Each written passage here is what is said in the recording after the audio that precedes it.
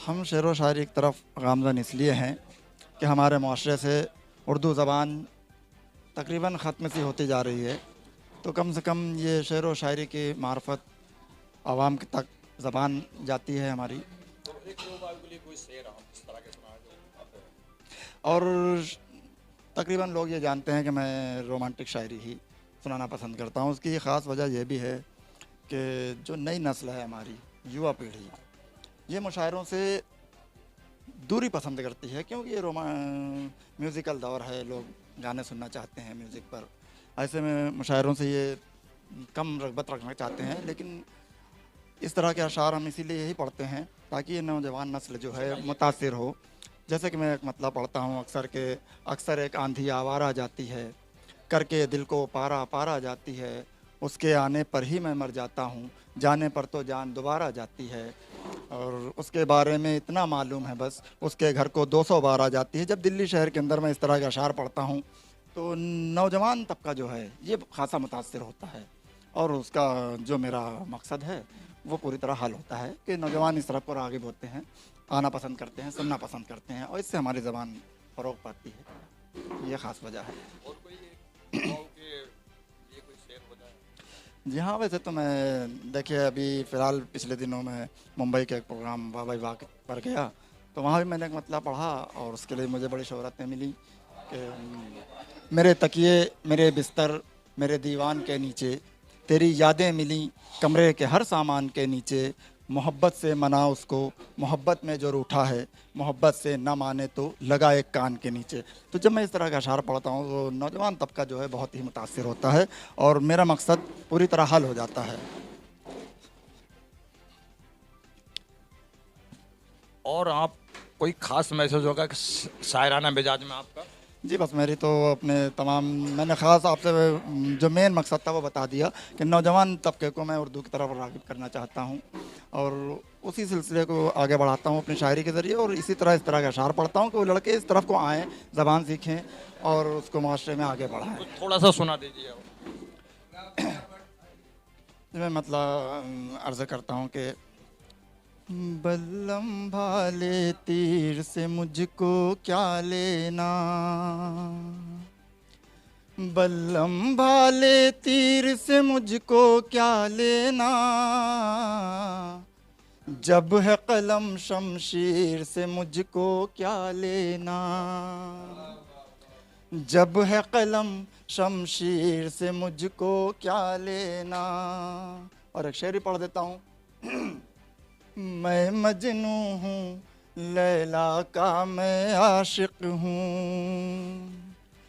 मैं मजनू हूँ लैला का मैं आशिक हूँ, रांझे तेरी हीर से मुझको क्या लेना, रांझे तेरी हीर से मुझको क्या लेना। फरीद एहसास साहब कुछ सुनाइए आज के लिए युवा को। बस जो हम शायरी करते हैं वो हमारा असली जो मकसद होता है वो यही होता है कि हम ज़्यादा से ज़्यादा उर्दू को ज़िंदा रख सकें। और जो आज हमारे दौर में उर्दू जो है वो ख़त्म होती चली जा रही है, तो इसके लिए हम यही चाहते हैं, जगह जगह प्रोग्राम करते हैं उर्दू के।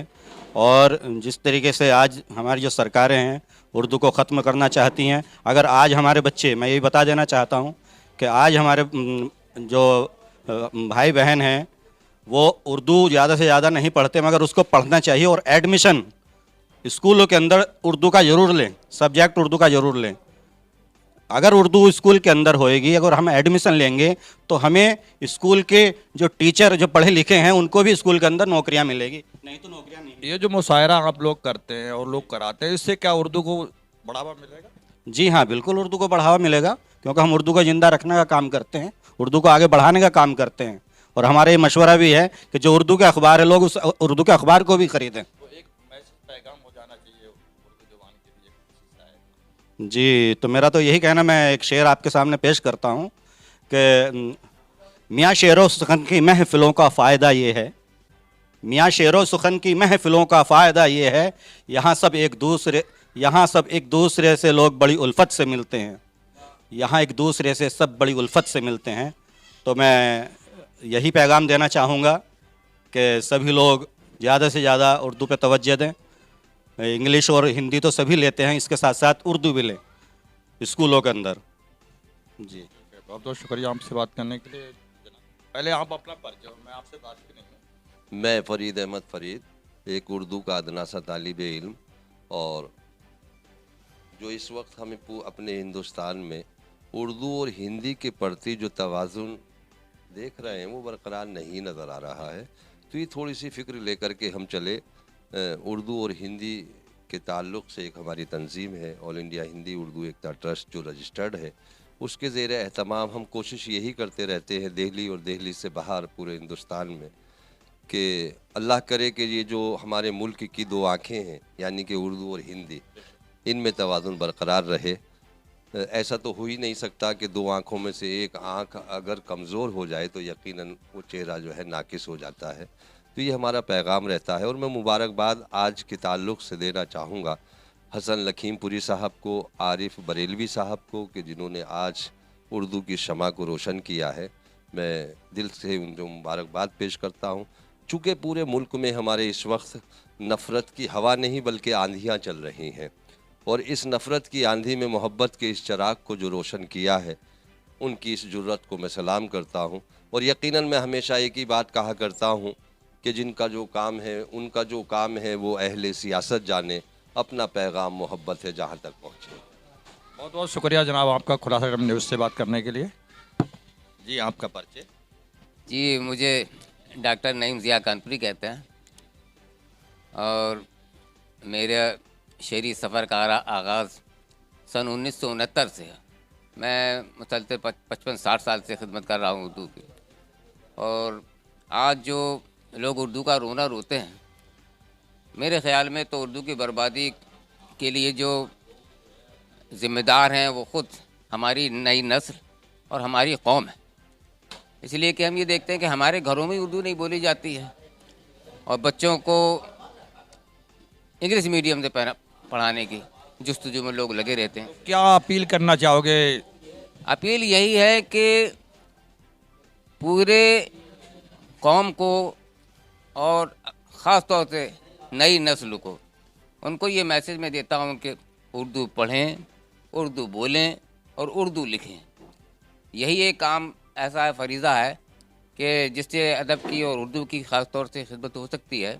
कोई शेर सुनाकर आप थोड़ा सा। जी, मैं एक शेर नज़र कर देता हूँ कि ये उर्दू से ही मुताल्लिक़ शेर है कि उर्दू का अपनी ऐसा ही कुछ हाल है मियाँ, उर्दू का अपनी ऐसा ही कुछ हाल है मियाँ, ये भी हो जैसे दूसरी बीवी नवाब की, ये भी हो जैसे दूसरी बीवी नवाब की।